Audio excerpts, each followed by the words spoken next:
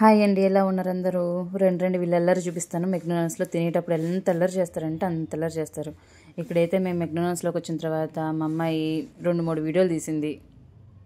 Republic day కదా, జెండా ఊపుతూ అటు ఇటు తిరుగుతూ హంగామా చేసింది. అక్కడ ఉన్న జెండాలన్నీ పీకేసి బెలూన్స్ అన్నీ పీకేసింది. చూడండి, అందరూ ఎలా ఎవరిని పట్టించుకోరనమాట. అసలు అక్కడికి వచ్చారంటే, ఎక్కడికన్నా వెళ్ళారంటే చుట్టుపక్కల ఎవరేం చూస్తున్నారు, మనల్ని అబ్జర్వ్ చేస్తున్నారని వాళ్ళు పట్టించుకోరు, నేను పట్టించుకోను. మనకి మన పిల్లలు ఎంజాయ్ చేయడం కావాలి. చూడండి, బెలూన్స్ అన్ని తీసి ఎలా ఎంజాయ్ చేస్తున్న వాళ్ళు ఎంజాయ్ చేయడమే మనకు కావాలి. కొడుతుంది కూడా వాళ్ళని, వాళ్ళు కూడా ఏమంటూ లేదు. ఇంట్లో ఆర్డర్ వచ్చేసింది, నేనైతే ఆర్డర్ తీసుకొని వచ్చేసింది. మా వాళ్ళైతే వెయిట్ చేస్తూ ఉన్నారు టోకెన్ నెంబర్ పట్టుకొని. ఇప్పుడైతే మా చుట్టూ కన్ఫ్యూజ్ అయిపోయింది.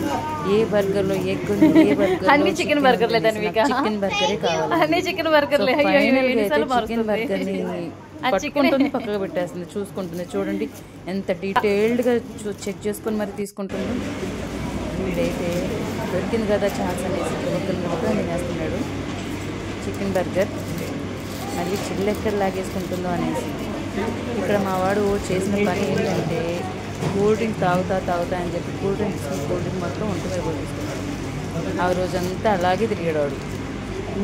చూడండి బర్గర్ ఎలా తింటుందో.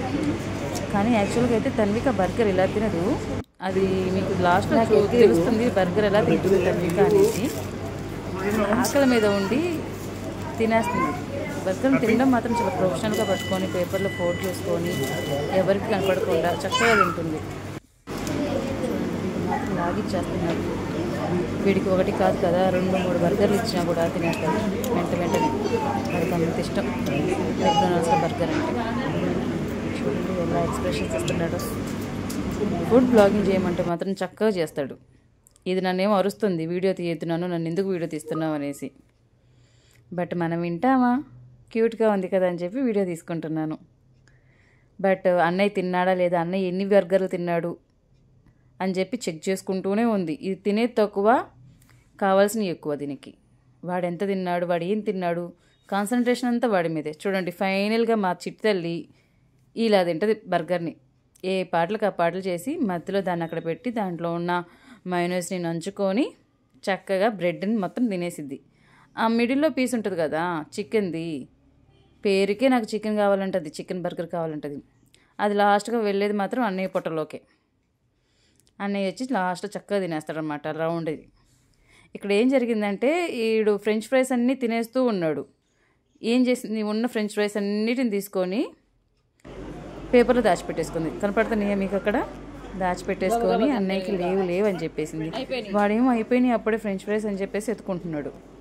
ఇదేమో షాప్గా తింటుంది. చూడండి ఎంత దొంగో. ఇలా చీటింగ్ చేసిద్ది అనమాట అన్నయ్యని, ఆట పట్టిస్తూ ఉంటుంది. లాస్ట్కి అది వదిలేసినవి అన్నీ వాడి పొట్టలోకే వెళ్తాయి అనుకోండి.